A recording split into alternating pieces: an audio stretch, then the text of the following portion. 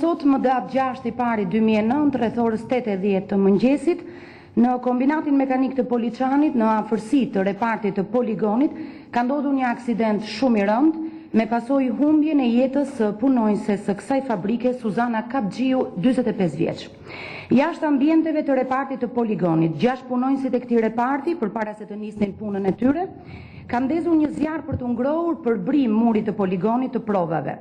Për ndezjen e këtij zjarri, ata kanë përdorur mbeturina të ambalazheve të djegoreve dhe si shkak i këtij zjarri, një element i një gote të djegores të kalibrit 57 mm ka shpërthyer duke goditur rënd punonjëse në kokë në anën e saj. Ajo është shoqëruar menjëherë drejt spitalit të Poliçanit, por fatkeqësisht ka gjetur vdekjen gjatë rrugës. Sipas informacioneve të para të ardhura nga drejtoria e kombinatit të Poliçanit, në këtë repart kryhej që prej vitit 2004 çmontimi i djegoreve të shtimjeve të kalibrit 57 mm. Ky proces kryhej nga punonjësit Krenar Hysi, përgjegjës i poligonit, Luan Koroni, Suzana Kapxhiu, Burbuqe Sulçe, Adriatik Hysenbelliu dhe Edmond Lulaj.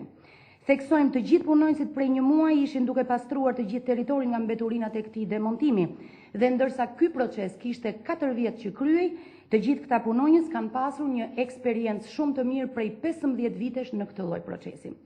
Ministria e Mbrojtjes njofton se ky aksident nuk ka ndodhur si shkak i kryerjes së procesit të demontimit të djegoreve në repartin përkatës, por jashtë tij si shkak i një pakujdesie të treguar në ambientet e kombinatit, duke mos respektuar rregullat e sigurimit teknik në punë.